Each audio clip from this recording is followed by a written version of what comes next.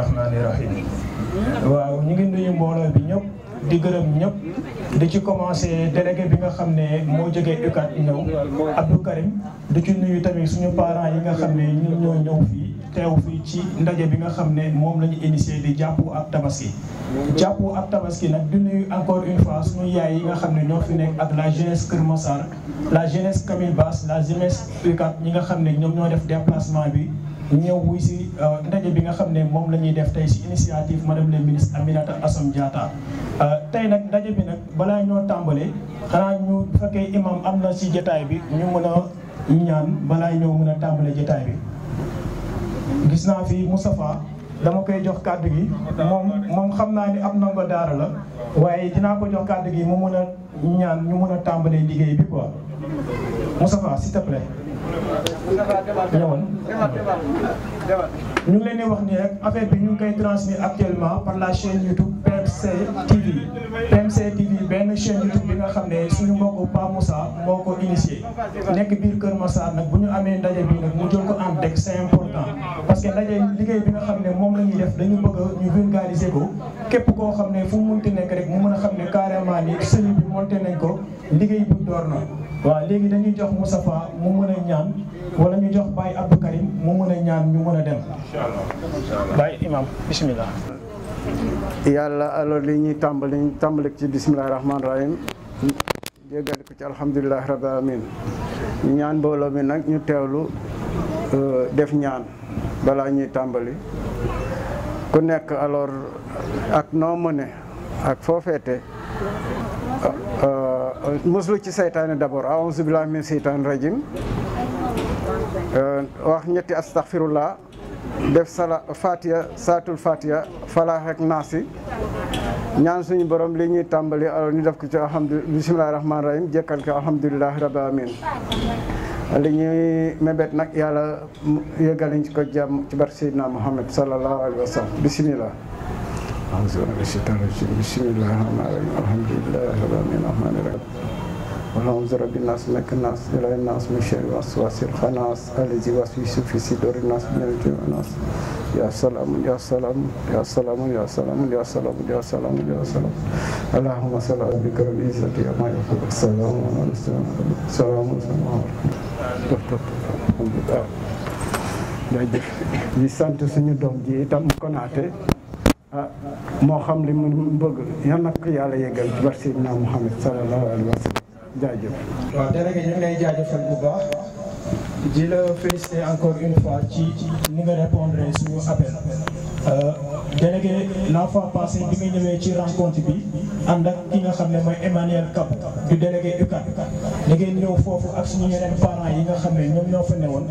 ñu waxtaan de manière plus simple sur les affaires de la cité ñu xool naka la gox bi naka lañ ko mën a defaree naka lañ ko mën a lijjantee ku ci nekk jëloon nga parole yi nga xam ne nag moom nga jëloon lépp dañ ko bind sous forme de rapport buñ ko bindee sous forme de rapport man personnellement dañ ko envoyé madame le ministre buñ ko envoyé madame le ministre après ci la sukkandikoo ci yeneen activités yi nga xam ne moom la doon def les rencontres sociales de Kër Massar rencontre sociale de Kër Massar bi nga xam ne moom la madame le ministre Aminata Assome Diatta doon def nuñ ko dénkoon ki nga xam ne mooy CG Djibi Sarr di leen ko présenté moom mooy le coordonnateur secrétaire général des cadres de la cellule de réflexion bi madame le ministre Aminata Assome Diatta moom mooy chef de service ACAPES tout ce qui est exportation ñoom ñoo koy gérer maa ngi leen koy présenté di leen fidéliser sama côté par rapport ak moom du ma ñëwee ci mouvement bi ba léegi moom moo ma dalal lépp li nga xam ne madame le ministre mu ngi koy def moo xam ci discours moo xam ci lépp daf ma ci associé ñu liggéey ci ensemble ñu ngi dëkk fii Parcelles Assainies unité 3 di leen ko présenté di wax mbooloo bi ñii mooy waa Camille Basse UCAD Darou Salam léegi nag balaa ñoo tàmbalee ci liggéey bi dafay def benn série d'interviews bi nga xam ne moom la ñuy def c'est des personnes yi nga xam ne on les a choisi wala ñeneen ñi nga xam ne ils vont se désigner de manière volontaire pour ñu mën a wax ci naka lañu gisee initiative bi nga xam ne mooy jàppoo ak Assome jàppoo ak Assome nag madame le ministre moo ko initié c'est pas la première fois madame le ministre ci social lay dox nu mu nekkee ak les délégués des quartiers ku ci nekk mu wutal la couverture maladie universelle di la ko jox du nekk ci imam yi wutal leen xar wutal leen dund nekk ci jeunesse bi utal leen emploi avec l'objectif 500 emplois noonu la tabaski bi bu mu ñëwee tamit noonu la jëlee des moyens conséquents avec ses partenaires yi def dialogue di dimbale nit ñi yu mel noonu bu mu defee loolu nag ñun tamit comme ñun madame la ministre ci liggéey lañuy roy mooy suñu leader moom la ñu gëm moom la ñu yaakaar ñun tamit ñu descendre à la base ñëw bokk ko ñi nga xam ne ñoom la ñuy yeewoo fii jibi maire yi nga xam ne ñoo ko gis ñii ñu ci bëri ñoom a yar ñu ci bëri ñoom la ñu dëkkal ñeneen ñi nga xam ne ñoo dëkk Camille Basse kuñ naan Khadijatou Timbara moom dafa war a nekk fii mais dafa am dese loolu moo tax ñëwu fi man ak moom ñooy liggéey ci base bi ensemble lii nga xam ne lu doon def yëpp ñoo ko doon coordonné di ko liggéey ñii ñu ngi jógee UCAD ñeen ñi ñu ngi jógee Darou Salaam mais lépp benn la boo xoolee c'est le même sillage loolu moo tax lépp liggéey bi nga xam ne moom la ñuy def dañuy booloo suñu doole di ci liggéey léegi nag dañuy jox interview Père Gora Niang bu ñu mënee ñëw fii mu mën a demander ko ay quelques questions mu mën a tontu ci naka la gisee initiative jàppu ak ASSOM ak naka la gisee liggéey bi nga xam ne madame Aminata Assome Diatta mi ngi koy def ci biir gox bi di ko def ci biir Kër Massar di ko def de manière générale bu amee tamit yenn situation yi nga xam ne war nañu ko mën a def war na ko mën a suggérer à madame la ministre na ko wax tamit ñu ngi koy woo Père Gora Niang mu mën a ñëw fii waxtaan ak Gora. vraiment ñun waa Camille Basse lu ñu def lu di la gërëm di la sant parce que Camille Basse bi mu créé ba léegi defe naa c'est la première fois ñuy mës a gis ku ñëw fii di dafay initiative yu mel ni donc loolu ñu ngi lay gërëm di la ci sant di la ñaanal yàlla li nga bëgg ci lu baax yaa ko xam yàlla na ko yàlla defal ci jaayal la bu safal gannaaw loolu maa ngi sant di nuyu di ziar ñi fi teew ñëpp kenn ku nekk ci turam ak sant maa ngi lay nuyu di la ziar waaw lii nag moom dama gis ni lu baax la waaw li nga xam ne daal vraiment c'est du social te nag bi nga ko initié ba indi ko fii ba ASSOM madame la ministre wax la def la tête de pont indi la ci biir Camille Basse yow ci sa bopp nga ñëw di jàppale waa Camille Basse loolu dañ naan sa yar ak sa matukaay ak say responsabilité moo tax ñu wóolu la ba jiital la ci loolu donc ci loolu ñu ngi la ciy sant di la gërëm mais nag loolu lépp li ko waral mooy tey waajur ñoo ko waral am ay waajur yu baax ay waajur responsable ay waajur yu reer seen doom ci lu baax donc ñooñu la ñu war a njëkk a sant muy grand Amadou Konaté ak soxnaam su baax fii di Maguette Kane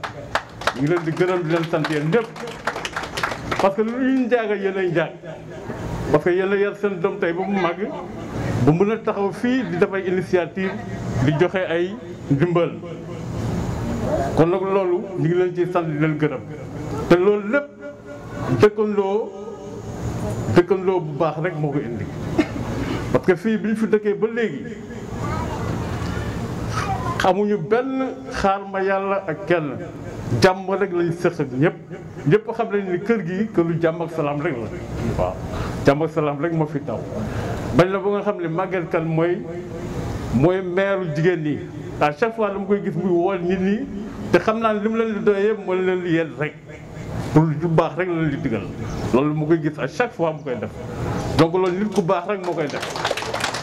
ñu koy gërëm ci loolu di ko sant bu baax a baax xale yi aussi nekk ay xale yi nga xam ne yu yaru lañu à part Dieu ñoom Moussa ñoom Adama ñëpp daal ñoom ñëpp ay xale yu dal lañu xale yu yaru lañu xale yu fonk seen kilifa lañu xale yu respecté seen dëkkandoo lañu respecté mag ñu jullite aussi kenn weddiwul ni vieux mi li muy def ci vieux mi li muy def ci jàkka ji jàkka Unité 3 bi ñëpp xam nañ ko waaw fa lay nekk di nodd fa lay nekk di toppatoo jàkka ji di def lépp donc loolu aussi ñu ngi ko ci gërëm di ko sant di ko wax ni la ci sax waaw parce que diine l'islam la ci sax lu baax rek la ci jëlee bon gannaaw loolu bon ñu ngi gërëm ñi fi toog ñëpp notable yëpp ñu ngi leen di gërëm leen sant mais ñun la ñu bëgg a wax lan la rek que ndimbal bi taxul ñuy jàppale fili même bu dul woon dimbal même bu dul woon dara bu duggee ci kër yi wooñu nañu la ñu bëgg papa ngeen jàppale ñu dañ koy jàppale pour ay raisons yu bëri waaw mooy li ma cité léegi rek dëkkandoo jàmm ca kër te ñoom kat jàmm lañu woon ay xale yu baax lañu donc booy balaa ngaa dàq kéwél bu jëm àll nga dàq ko bu jëm kër ga moo gën voilà. waaw man daal loolu laa amoon li nga xam ni maa ngi ko ciy sant li nga wax ni nag ñu ngi sa ginnaaw man personnellement man maa ngi sa ginnaaw te boo demee ci madame le ministre nga wax ko aussi yaakaar naa Camille Bass ñëpp ñu ngi ci ginnaawam ñëpp a ngi si ginnaawam dañ koy soutenir pour mu jël mairie bi. inondation moo ñu gën a sonal mais inondation yi mosuñu gis moom sax daf ñuy daw bëggul sax ñu taxaw ak moom li wax ci affaire inondation defu ci dara lépp li nga xam ni inondation yi fii ñoo ci yëngatu ñoo ko defal suñu bopp moom defu ci dara en tant que maire. loolu nag moom dafa war a dañ te defe naa avec madame le ministre Assome Diatta dina dañ parce que moom mi nga xam ni dañ ko jox logement ne ko kaay dem dëkk fële ci ministre yi fi ñuy dëkk mu bañ ne damay dëkk ak samay dëkkandoo yu ma nekk loolu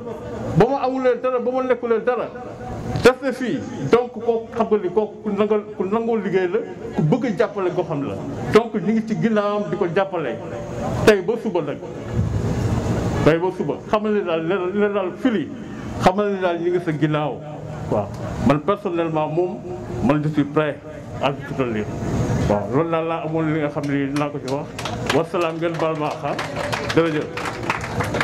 ñu ngi lay jaajëfal ñun tamit suñu tour encore une fois comme ni ñu la ko waxee démb rek bu ñu ñëwee doon la sensibiliser ci liggéey bi nga xam ne moom la ñu door li nga wax fii en direct moom nga ñu waxoon ci biir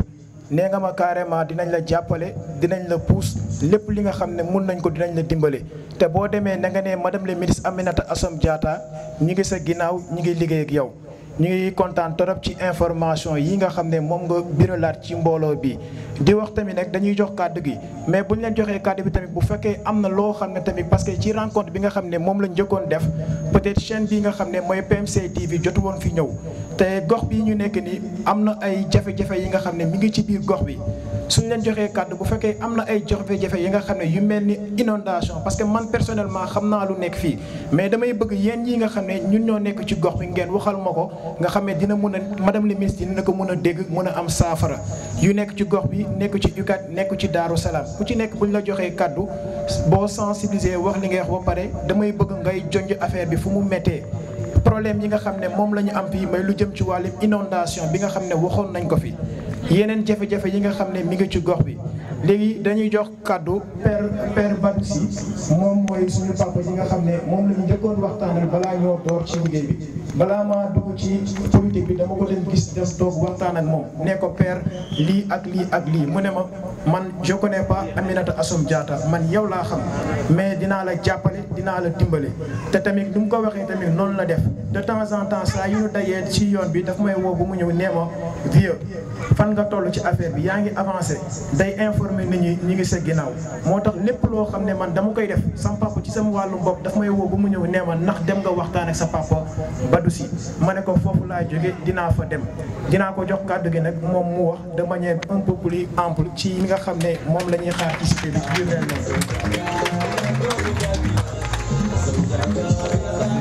yokkal ay cawaay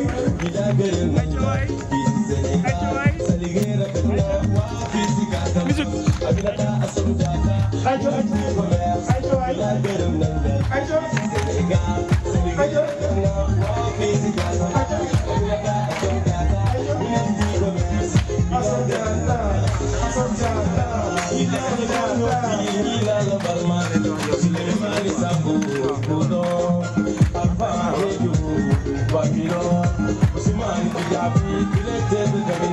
kii sama doom la lépp lu ñu woo dinañ ko jublu dafa fekk nag ñu ngi bëgg Assome suñu xol Assome dañ ko bëgg te yàlla rek tax yàlla dogal na mosuñu koo gis mais ñun daal ñu ngi ànd ak moom ñun waa Kër Massar Assome la ñu àndal yàlla na ko yàlla jox maire bi te mu nekk wërsëgam nekk suñu njëkkaay avec Assome jusqu'à la mort. waaw maa ngi jaajëfal sama yaay ji. defe naa li góor a wax luñ ci dellu si en guise d'introduction xanaa sumb si mbir mi rek li ñu fi dajale mooy mouvement politique bu Fili jàppoo ak Aminata Assome Diatta di un mouvement politique bu bees bu sant ndëndëm fii si Kër Massar. Alors pourquoi ñu ne ñun daañ ko jàppale wax na ko léegi man bi mu ñëwee sama kër ne ko man xaw ma madame le ministre yow laa xam bu ñu góorgóorloo ba am dans notre quartier ne serait-ce que kuy toog conseil municipal fa ñuy nattee ak fa ñuy nasee gëm nañu lu baax lay nekk si ñun sa expérience bi du lu bees je pense que ñu fekke woon élection municipale yi mujj yi am na benn waay bi ñu jàppaloon fii je pense si vous vous rappelez bien jàppale nañ ko fii ba mu góorgóorlu ba nekk conseil municipal si plus fort reste yi la jàlloon. Je me souviens pas de son nom mais xam naa Mor Talla Dieng man mi demoon naa si benn meeting mu defoon fële ce terrain ba bon donc bu ñu góorgóorloo donc ba waa jooju mën fi nekk ñi fi nekk ñëpp 90% xamuñu ko ba mu mën a nekk conseil municipal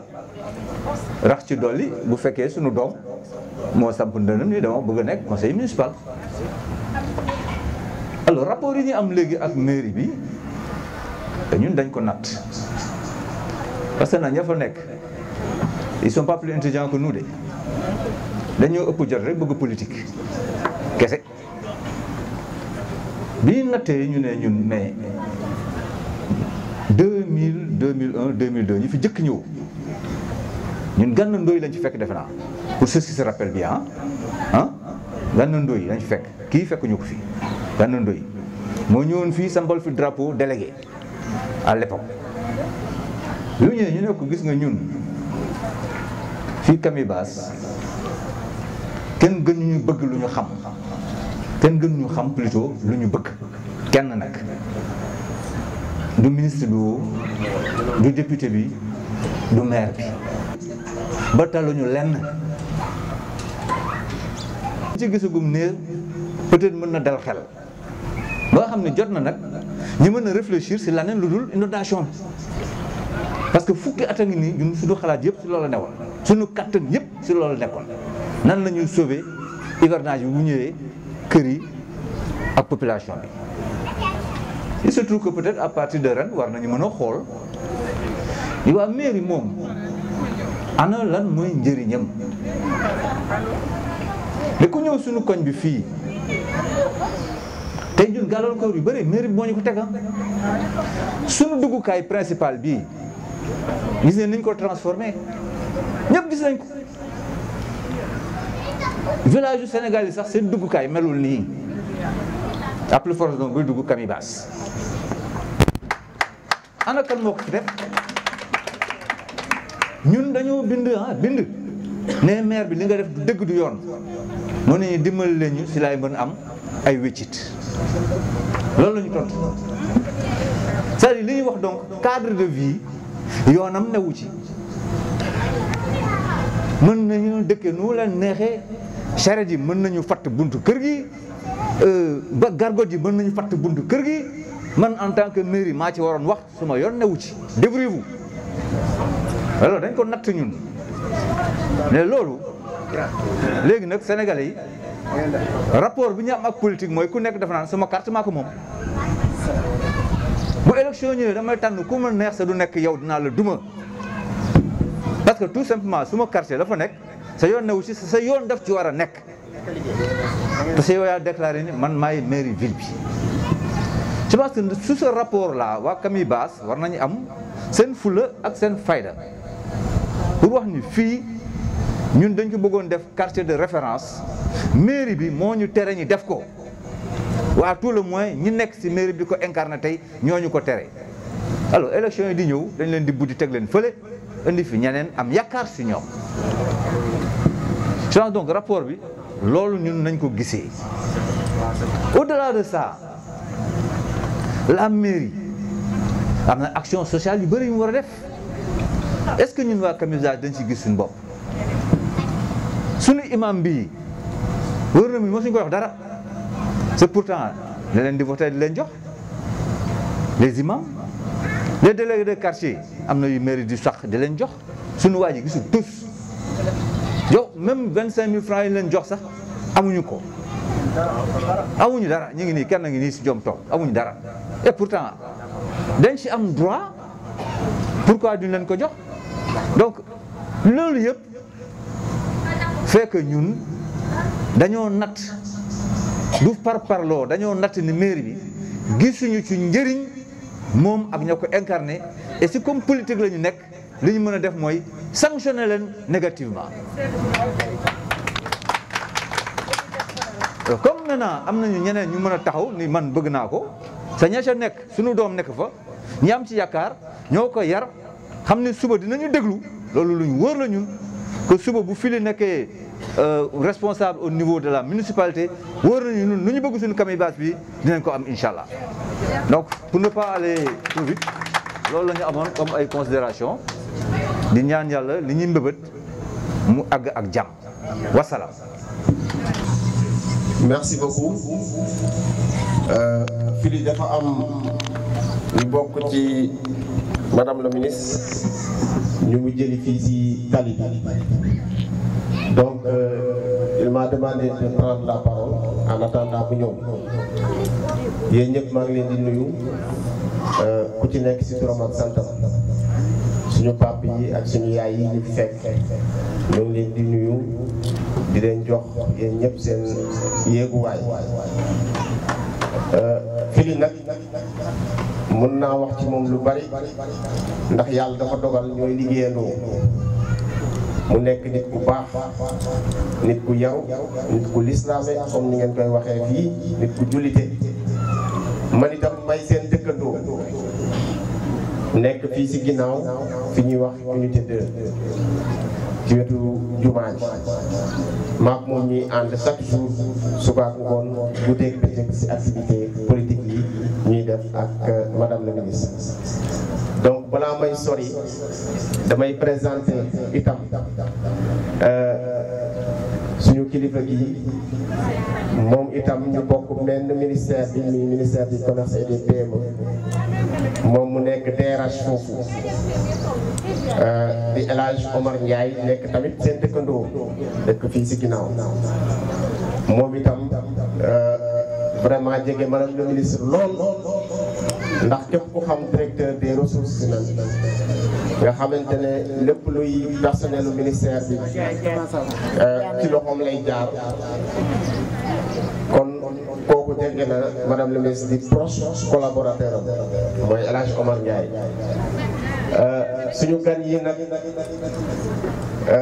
fi li jëli woon léegi ñoom itam ay collaboratrices su madame le ministre lañ xam naa fi li dina ñëwaat ci présentation yi mais balaa mu ci ñëw d'abord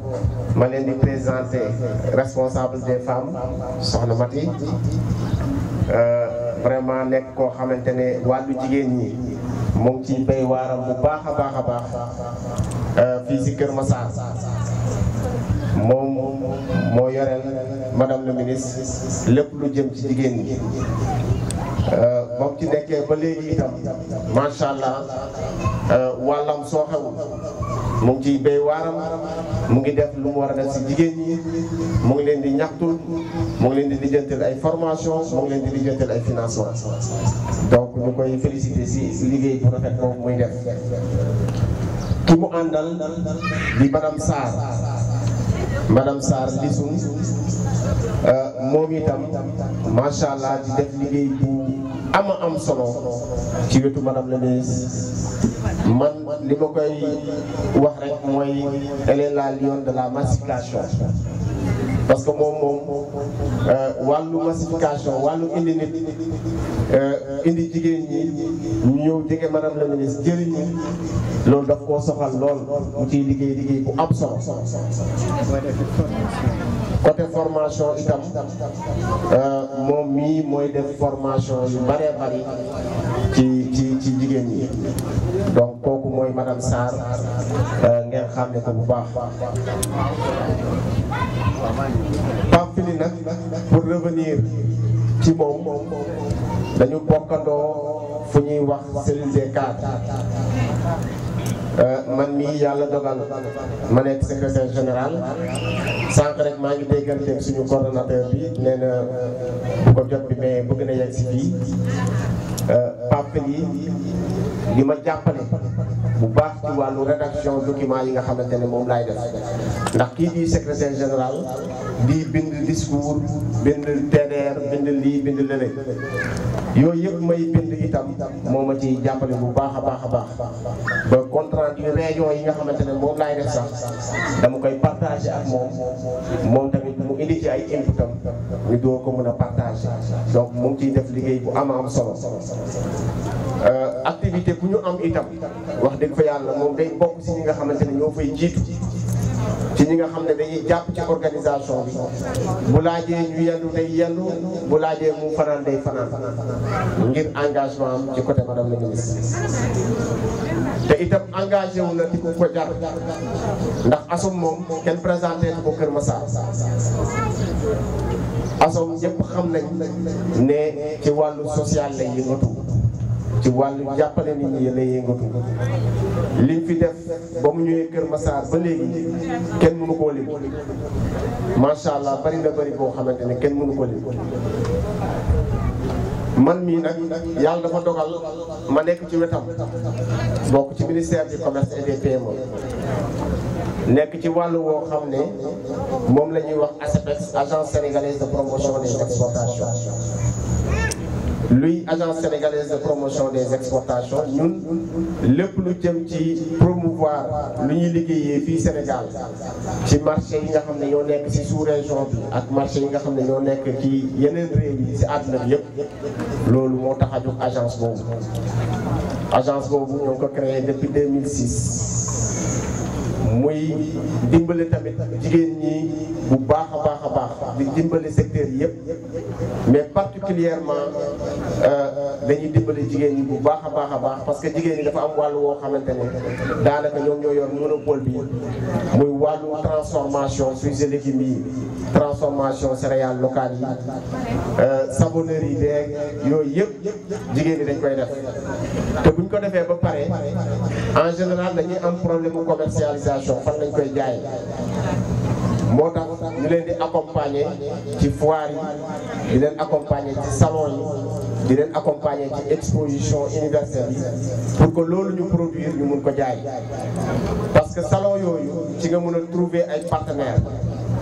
yoo xam ne dañ lay commandé lu bari lu ci mel ni ay conteneurs ne la céréales yi ngeen di transformé seen araw bi wala seen sànqal bi wala seen cere bi wala caakri bi soxla nañ ci conteneur yooyu moo tax ñuy dem ci foire yi nga xamante ne ñoom ñoo nekk bitim réew dañuy dem FEBAC bu Bamako dañuy dem Côte d'Ivoire dañuy dem Bénin dañuy dem Togo dañuy dem tamit en Europe lu ko dalee ay France Italie Espagne Portugal ak tamit yeneen réew yi nga xam ne ñoom ñoo nekk en Asie ay Chine ak yëpp dañ koy yóbbu ay nit dañ koy yóbbu ay jigéen yoo xam ne dañuy yëngatu si wàllu transformation ñuy dem ci ay salon ak ay foire am na incha allah exposition bu ñuy waajal muy exposition universelle de Dubaï boobu Dubaï lay amee ñu ngi koy waajal boobu mois d'octobre lay tàmbali incha allah Kër Massar fii am na ci ñoo xamante ne jël nañ leen ci loolu parce que ci wàllu transformation la ñuy yëngatu am na ci koo xam ne ci wàllu couture lay yëngatu day defar ay nappe de table ay serviettes yu rafet mu nekk innovation. na ci koo xam ne aussi fruits et légumes lay def day transformer ay jus de bissap jus de ditax jus de tamarin yooyu yëpp da koy def ay sirop fii la nekk Kër Massar aussi jël nañ ko ci parce que si anam yu rafet la koy defar anam yu sell la koy defar. ñooñu dinañ leen yóbbu Dubaï au mois d'octobre incha allah pour ñu dem assister ji ci foire boobu pendant 3 semaines ma leen di lancer un appel bu fekkente ne fii am na ci groupement bu demee noonu boo xam ne mu ngi dans la transformation des fruits et légumes wala mu am ay couturières yu xarañ wala mu am n'importe quel secteur booy mun di yëngatu artisanat textile secteur bu mu munti doon nga ciy yëngatu am document yi nga xamante ne mooy nécessaire maanaam registre de commerce NINEA wala ngeen am GIE yooyu ñu ngi leen di lancer appel pour que ngeen rapproché wu de l'ASEPEX pour mën a participer ci foire yooyu ak salon yooyu. sama contact mu ngi yegg Pape Philippe saa boo leen ko waxee ne am nañ formation ci lii def nañ ko ba mokkal ko léegi nag dañu bëggoon dem ci foire Dakar wala foire Lisbonne wala foire Milan wala foire Dubaï wala yeneen foire incha allah Pape Philippe bu ma contacté nañ xool naka la ñuy def ba jàppale leen pour nga mën a accéder ci foire yooyu mën a jaay seen produit loolu laa bëggoon wax ci mbir mi delluwaat kàddu gi Pape Philippe donc Pape Philippe mën nga ñëw jël micro bi di leen jaajëfal yéen ñëpp di leen remercier ci teewaay bi merci. Djibi Sarr maa ngi lay jaajëfal di la fédéli sama kóllëre ci suñu compagnonnage bi nga xam ne madame la ministre moo ñu boole. di dalal nag suñu gan bi nga xam ne mag la ci man muy le DRH Ndiaye di kilifa dëkk fii pénitence nekk directeur des ressources humaines bu ministère du commerce nekk directeur national yor parti am nekk secrétaire général lépp li nga xam ne moom lay def daf ma ciy diisoo di ànd ak man di liggéey moom xam na ni carrément bu ma duggee si le terrain politique motagul sax 6 mois mais moom lépp li nga xam ne da koy def activité yi nga xam ne da koy def daf may woo di ma conseiller ba pare di téye sama loxo ñuy ànd di dem fépp këram daf may recevoir di recevoir ay militants daf may woo jox ma parole jox ma kàddu lépp di ko jaajëfal vraiment ci amitié bi nga xam ne ak ci liaison bi nga xam ne madame la ministre moo ñu boole di présenté Adja Mati bii toog mooy président bi nga xam ne moo yor lu jëm ci wàllu ndaw yeeg femme yeeg yooyu Adja Mati Gueye moom dafa ñu roog sama yaay premier jour bu mu njëkkee gis daf ma ne Konaté pour ngalam damaa kontaan ba nga xam ne jour boobu nag yàlla dafa dogal ni yor moon xaalis waaye su ma yoroon xaalis dama koy may mais nee naa ko nag lef naa ko parce que Konaté pour ngalam boobu mu wax man dama xamul fu mu ko jëlee waaw loolu ma jaaxal nag depuis boobu nag mu liyaayoo mot lool sax man nangul ko ko trop sax wax dëgg neex yàlla man nangul ko ko trop fu ma gis ne ma Konaté pour ngalam yaa ngi noonu na nga def mbaa yaa ngi ci jàmm na mën naa la nekk activité yi mu baax lool sax kii nag mooy madame Sarr Miss Bon moom yàlla dafa dogal ni dama ko xamee woon ci beneen tour madame Sarr laa ko xamee woon may nekk di wër mais man damaa soxla formation pour sama famille may demandé ma dem ci ki nga xam ne mooy coordonnateur bi nekk waa mais man sama famille damaa bëgg ñu def formation mu ne ma mais formation ki ko yor kay moom madame Sarr la man nag ci Lisbonne laa ko xamee ma ne ko jox ma son numéro ma tapé 77 temps gis mi Lisbonne ma ne ko mais Lisbonne mooy madame Sarr kon ma ne ko yow temal toog na le ma dem ba ci moom ne ko yaay booy man de dama laa jaawale nekkate madame Lisbonne bi ma la xamoon mooy madame Sarr mu reetaan trop ñu toog à côté waxtaan ci wàllum formation bi. Djibi Sarr li mu wax léegi-léegi c'est important xam nga cellule bi buñ fi njëkkee def première rencontre bi dañoo defoon mise à point bi dafa amoon beneen liggéey bi nga xam ne daf ci waroon topp mais adhésion des membres adhésion boobu nag dañuy profité wàll di defaale benn sensibilisation ci ñi nga xam ne ñoo bëgg bokk ci mouvement jàppu ak ASSOM parce que ñi nga xam ne ñoo nekk fii ñenn ñi ñi ngi fii ñenn ñi ñi ngi fële mais ce qui est sûr et certain ñi nga xam ne ñoo bokk mouvement jàppu ak ASSOM dañ leen di ñaan suñu mënee ñoo bokk ci adhésion yi Alimatu mi ngi yor carte adhésion yi dañuy bind sa tour numéro téléphone numéro seeni pour ñu mën la dugal ak Khadijatou Timbara maa ngi leen koy présenté dafa waroon nekk fii mais dafa am décès Khadijatou Timbara présenté woon naa la ko mooy suñu bàjjen gox national waaw amul frontière mi ngi Camille Bass mi ngi UCAD mi ngi fépp waaw vraiment waaw koo xam ne daf ma jàppale ci liggéey bi bu may doog a door yàlla dogal ma dem ci remise des cartes CMU bi nga xam ne madame la ministre moom la doon def ma gis ko fa ma dajal madame la ministre boobu maa ngi doog a door ma jël kàddu ne madame la ministre kiñ naan Driss Junior Diallo mais directeur de l'organe de régulation du système de récépissé et d'entrepôt dafa wax lool sonal ma trop ne ma ñëwal je te mets en relation avec madame la ministre ma ne ko oh Driss je veux pas trop entrer dans le monde de la politique là mu ne ma may fili viens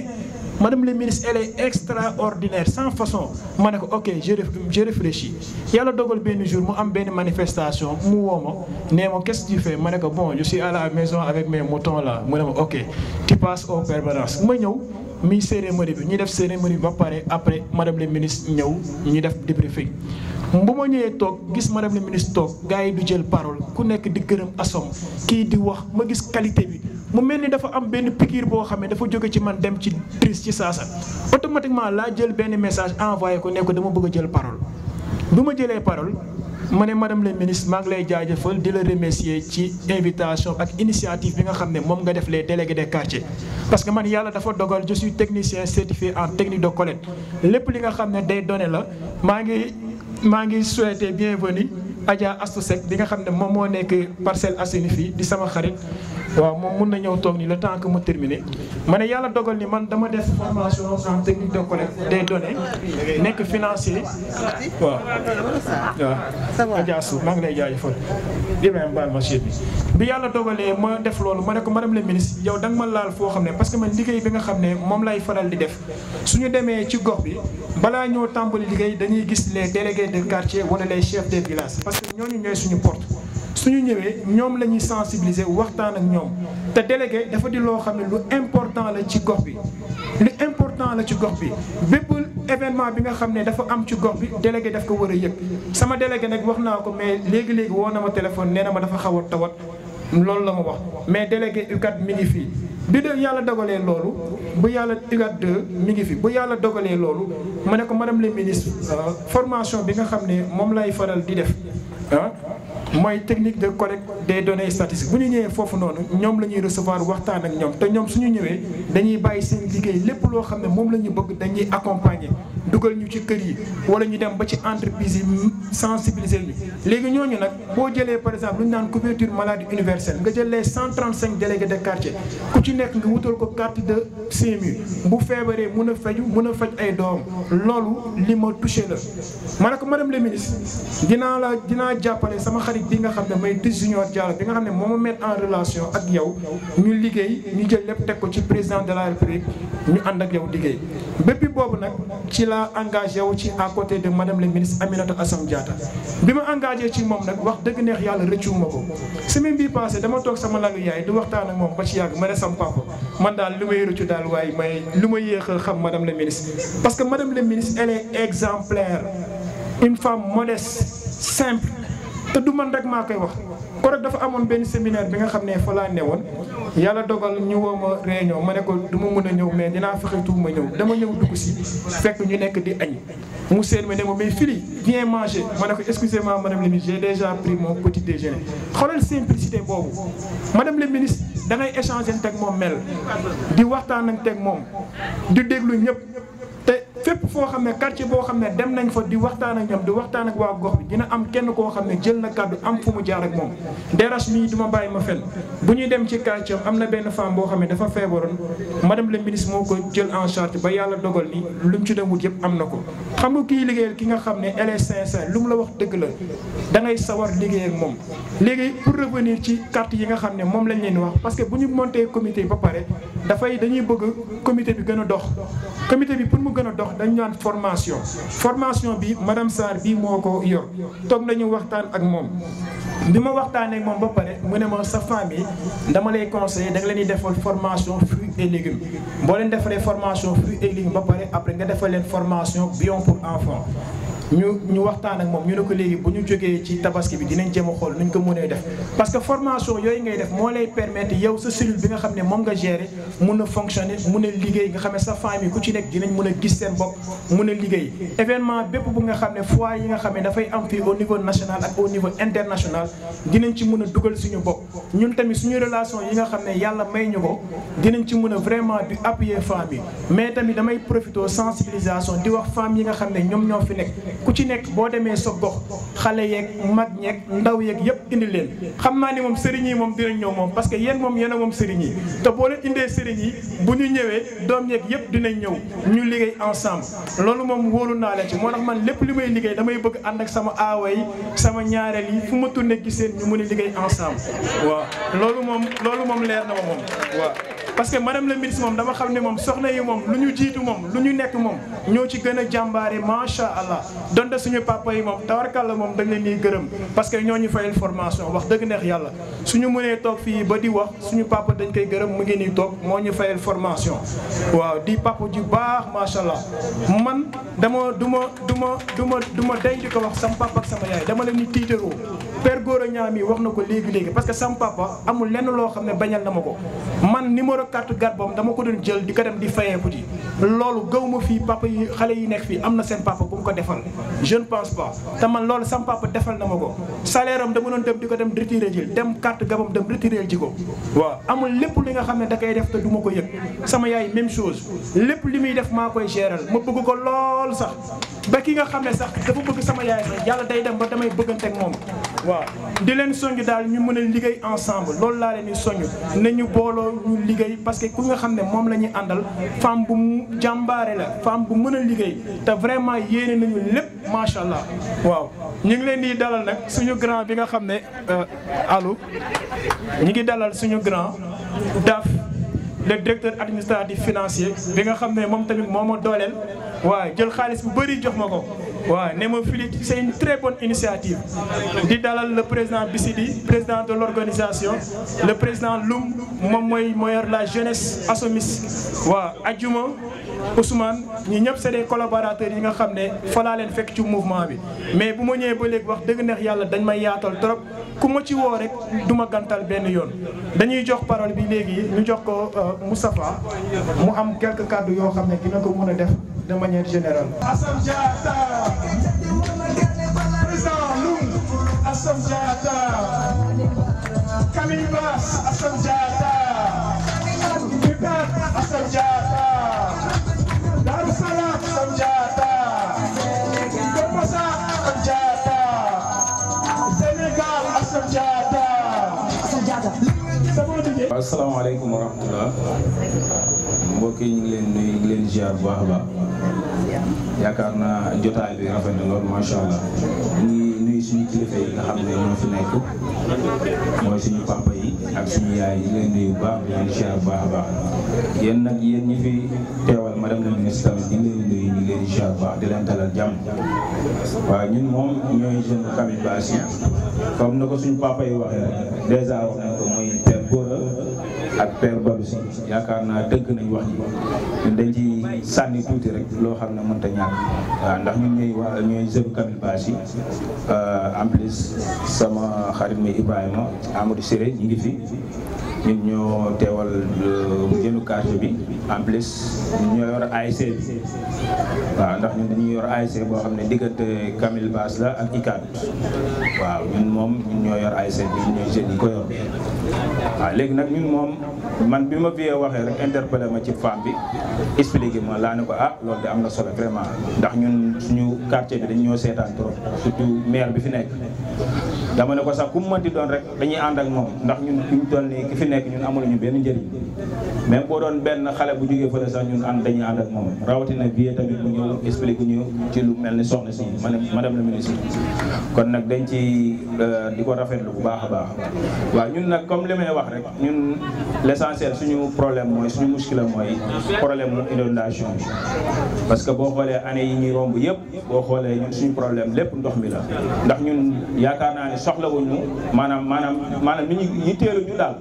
di ñuy jox ñuy dund wala nangam parce que lépp am na fi ñun daal li ñuy soxla mooy tey jii ñu fexe ba ndox mi ñu am fu mu mën a dem nga xam ne tey jii kenn duñu sonn loolu daal bu ngeen vie bëgg naa ngeen àgg ko bu baax a baax mooy suñu premier problème waaw mu jàppale ci bu baax a baax fexe ba bu ko yàlla fala bu defee mu falu waaw bu ñu fàttee ñun Camille Bass waaw ndax ñun bu ñuy xeeb daal waaw ndax bokk na ci ñuy Macky Sall tudd waaw dañu posé poids nag ñun waa Camille Bass vraiment parce que Macky Sall la ñuy tudd waaw kon loolu sant yàlla ci quartier bi toll ni may wax Camille Bass waaw vraiment waaw posé nañ poids bu baax a baax kon nag dañuy wax rek mu bàyyi ñu xel bu baax a baax ñun nag dinañ